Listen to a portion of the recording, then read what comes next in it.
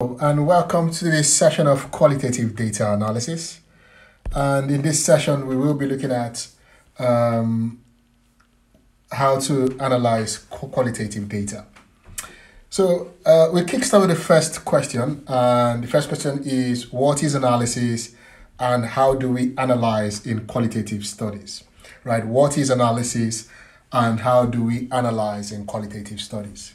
Think about it in the next 2 minutes before we proceed, 1 minute, next 1 minute, and let's proceed. Okay, let's move on. So, in a nutshell, analysis is the basis of understanding. Analysis can be defined as that detailed examination of a given data set in order to understand its nature or determine its essential features. Now, the truth is, when you set out to analyze something, right, what you're trying to do is you're trying in real sense to interpret, to make meanings, right? And you're trying to separate it into different parts to see how it all combines together. Now, a very interesting element of analysis is that it must be supported with evidence, with examples, with good reasons, right? With facts, with explanations, and of course, rich and well-considered evidence. Now, qualitative analysis aims to identify themes within data, and it helps you compare theory, identify groups, detect patterns within data.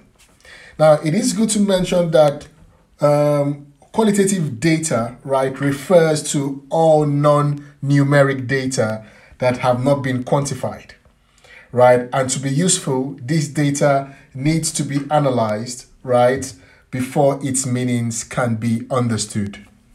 Now, so hence, data analysis procedures assists you, the researcher, by making it possible to develop theory from data.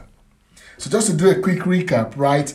Analysis is the basis of understanding and is defined as the detailed examination of a given data set, right, in order to understand its nature or determine its essential features. And if you bring in the element of qualitative data analysis, right, it refers to all non-numeric data that have not been quantified, such that you proceed to analyze it towards identifying meanings or interpreting the rich elements of what makes your data set unique. Now, let's also look at some quick definitions, right, of analysis. Right, I really like this from Keegan, done in 2009, where the definition of analysis is that loose distinction, right? A process of sorting data through your transcripts or your transcriptions from your interviews, from diaries, from materials, and whereby you proceed to look for themes. Now, in interpreting, what you're trying to do is you're looking for gaps. You're looking at what are the unique findings, what are the rich elements, right? What have the respondents articulated? What have you identified in the responses of the respondents? So what you're trying to do in essence is you are making links. You're looking at the relationships. You're observing patterns, right? And you're creating overarching linkages within elements of your data set.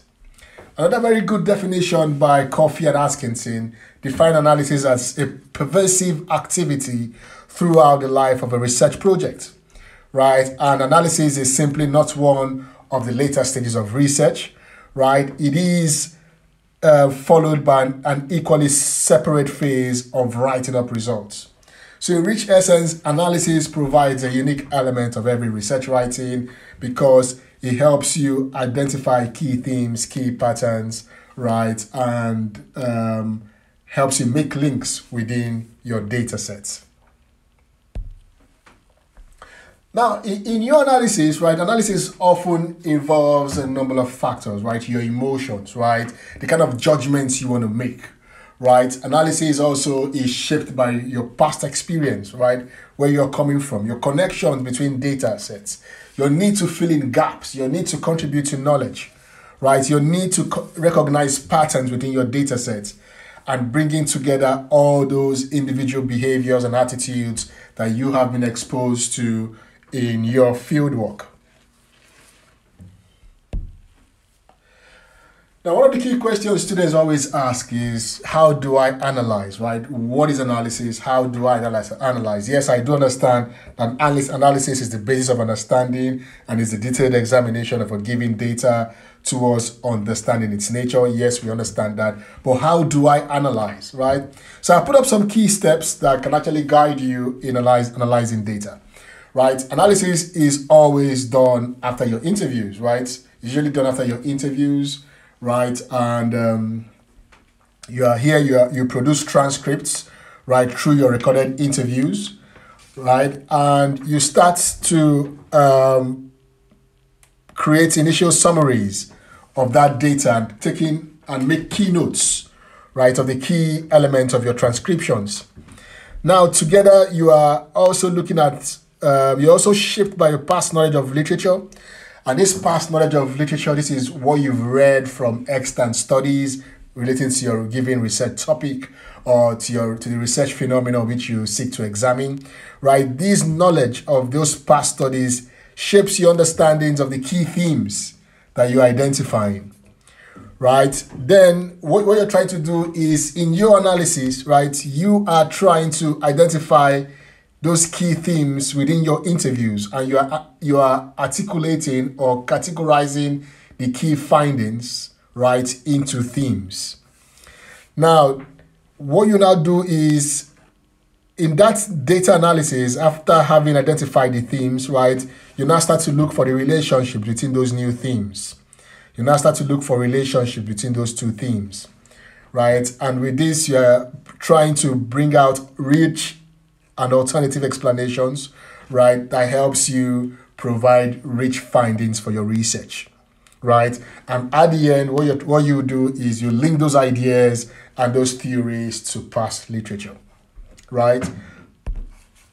Now, doing this is easier said than done, right? It's easy for me to mention those steps, right? But, there are also methods, right, of analyzing data.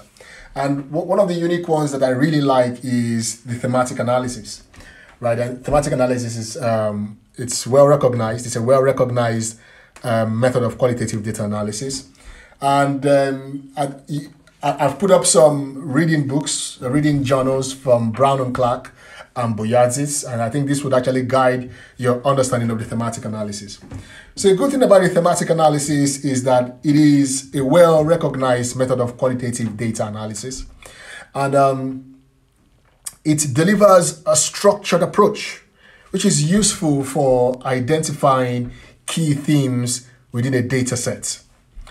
An interesting element of the thematic analysis is that it identifies, it analyzes, and it reports patterns within a data set.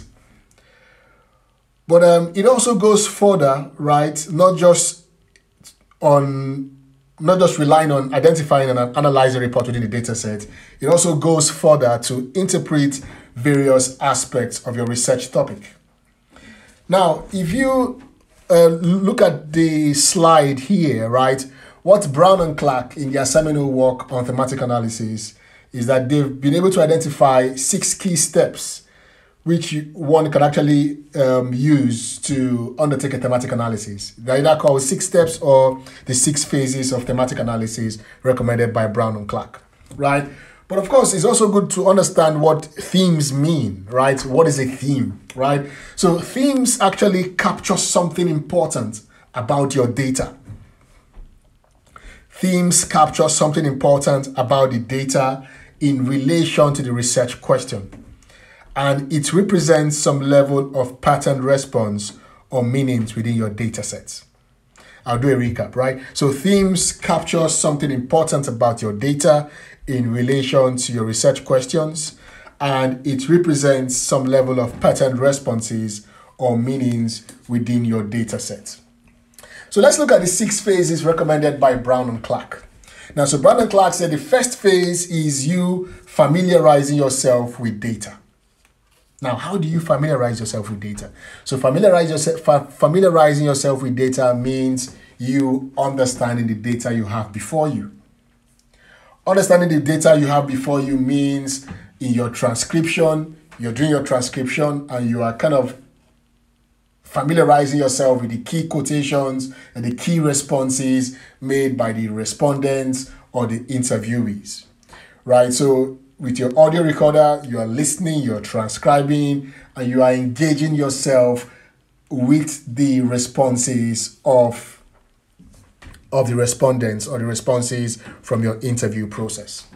Now, after you've transcribed your data, right, and you've reread it and you've come to familiarize yourself very well with it and you kind of understand the key elements of the discourse articulated by the respondents or by the interviewees, you move to the next stage, which is generating the initial codes. And generating the initial codes happens after you have familiarized yourself with data.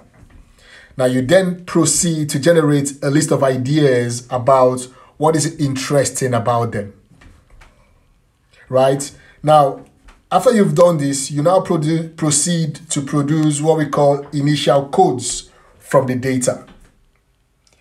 You proceed to produce initial codes from the data. Now, what are codes? Codes identify a feature of the data, right, and refers to the most important or the most basic element of that raw data, such that they can be accessed in a meaningful way. Codes can be done manually or they can be done automatically through a software, right? And one of the most common softwares is the NVivo, right? Now, with decoding, what you're trying to do is you're expected to walk through your data set, right? Giving full attention to each element or each data item. And then you now identify interesting aspects that actually form repeated patterns, right? So from your coding, you're trying to identify key elements, right, that actually make sense, right? And you now identify interesting aspects that form a repeated pattern. The next stage is what we call the searching for themes. And the searching for themes happens immediately after you have generated the initial codes. Now, so after having your long list of codes, right, and these are codes that you've identified across your data, you then proceed to the phase which focuses on the analysis at a broader level of the themes, right? Now, this involves sorting the different codes into potential themes, right? This involves sorting your codes into potential themes, right? So this helps you now to provide richer meanings to your findings or to your data sets. Now, after collating those codes into themes, you move to the stage called the reviewing of themes. Now, in the reviewing of themes phase, this involves the refinement of those themes. Here, you review and refine your themes towards bringing about rich interpretations of your data sets. And at the end of this phase, you should have a fairly good idea of what your different themes are and how they fit together to tell the overall story about your data set. Now, after you've reviewed your themes, you now start to name and identify your themes. So for instance, if you have done some interviews and the core of some of the responses were about religion, so religion can be a particular theme, right? And you articulate your responses on the perception of religion. If you've done your themes and you've identified that the discourse revolves around gender nuances, right? So you can articulate all your findings under gender nuances, right? By naming those themes as gender nuances. Then after analyzing the themes, after doing this, you generate stories that describe the themes. So for instance, if I have a theme on religion, I have to generate stories that relates to that theme of religion. And these stories are from the responses of the participants. The final stage is producing the report, and this is where you now convert your findings, your findings from your thematic analysis into a report in your dissertation or in your study. So this is where you are trying to make clear the extract, the sources of the description of the themes. You are trying to articulate your findings. You are trying to provide light to what you've identified in your thematic analysis phase, right? So if you look at the next slide. So this is an example of one thematic analysis I did a few years ago, right? So the theme here is entrepreneurial perception of formal institutions. How do people think about formal institutions? Now, I've also got a sub-theme, and within the sub-theme, what I identified was that some of the respondents had a positive experience about the formal institutions, right? While most of the respondents had a negative perception about formal institutions. Now, remember we mentioned about describing and defining the theme. So in description, right, the respondents have a favorable perception of the formal institutions. And in the other description I had, the respondents have an unfavorable perception of the formal institutions. Now, in the next column, what I try to do is I associate some particular quotes or quotations from the responses to the relevant description, right? So for instance, in the first one, the typical quote, there was no response from the respondents. Now, in the second section, whereby the respondents have an unfavorable perception of formal institutions, the typical response is, oh, no, we don't rely on cuts. Cuts are quite expensive. It's a lot of money. Cuts are for the rich, so we don't rely on cuts. Now, the final column is what we call the saliency. Saliency is the frequency of those responses. So, for instance, in the positive perception, there was a low kind of response. There was low responses gotten from the interviewees, right? While in the negative perception, there was a high number of responses. So this is what thematic analysis is. I'll put up a few. I'll put up those papers so that you can actually do a lot of reading on it. And I'll put up a couple of other videos to also support your learning. Now, there are also other types of analysis beyond the thematic analysis. One of those is we've got content analysis, we've got narrative analysis, we've got the discourse analysis, we've got grounded theory, and we've got IPA, right? So what I'll do now is let me quickly run through them, right? I've not put them in these slides, but I'm happy to quickly run through them now in this session. So what we have with content analysis is possibly the most common and straightforward of quantitative data analysis.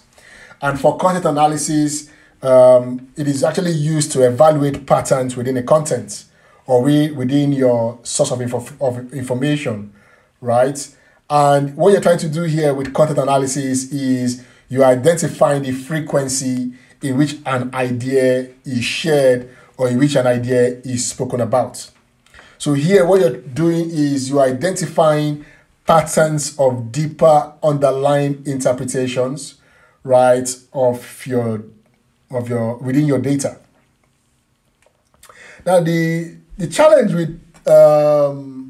with content analysis is that it's not really a challenge though, but it's more aligned with the deductive approach. So it's more quantitative oriented, right? And it has its drawbacks. The drawbacks of content analysis is that it is very, very time consuming because it requires lots of reading and lots of rereading of the text.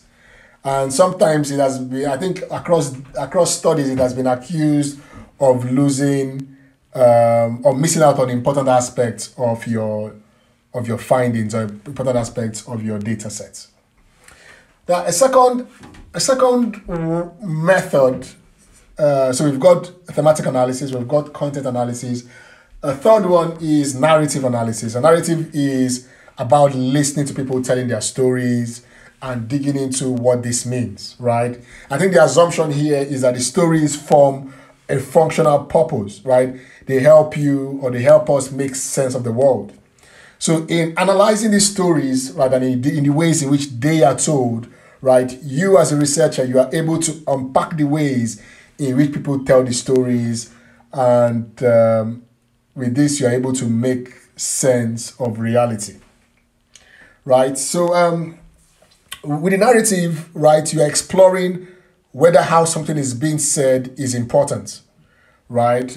And I think one of the weaknesses with narrative approach is that the sample sizes are usually very small, and this is due to the time-consuming process of capturing narratives. Now, another method is the discourse analysis, and the discourse means written or spoken language or debate, right? So discourse analysis is usually about analyzing language in a social context.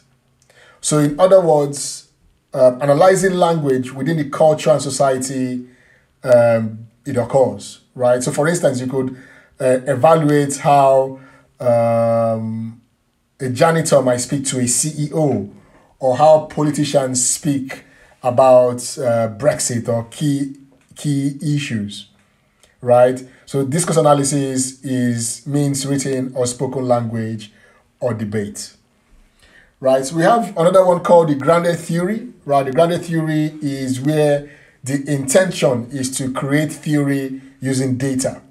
And this is done through a series of tests and revisions. So for example, you're trying to find out or try to figure out what factors might influence students to read about quantitative data analysis. Now, the unique element of grounded theory is that you will start with a general overarching question, or sometimes merely with a broad interest in a given population. Then you begin to analyze a single case or a small sample, right? Now, and after an extensive evaluation, right, you now start to look for other samples and see whether this your pattern, right, or your hypothesis still holds, right? Grounded theory is very tricky, right? And as your theory develops, right, you start to look at the commonalities and start to adapt your hypothesis accordingly, right? So I think the last one we can look at is the IPA, and it's called the interpretive phenomenological analysis. Interpretive phenomenological analysis, right? And IPA, as it is commonly known, is designed to understand the experiences of an individual or a single subject in relation to a major life event, or in relation to an experience, or in relation to a situation. Now, this phenomena may range from those that are common, such as childbearing, or the result of a car crash, or to those which are rare, for instance, someone's experience in a refugee camp. Now, the IPA, that's the interpretive phenomenological analysis, is subject-centered, so it only has a very few sample size. This means that while researchers often do use common coding systems, right, most times you have to be very careful not to lose the main interpretations or the experience or the meanings within your analysis, right? So I think that's about it for this session. The truth is, no single qualitative data analysis is perfect, and no one supersedes the other, right? And the main thing to note is that the value of any of these qualitative data analysis lies in their potential to generate rich understandings about people, right, about experiences in a way that quantitative analysis could never achieve. So for qualitative data, it is a powerful tool in your research arsenal, right? Thank you, and speak to you soon.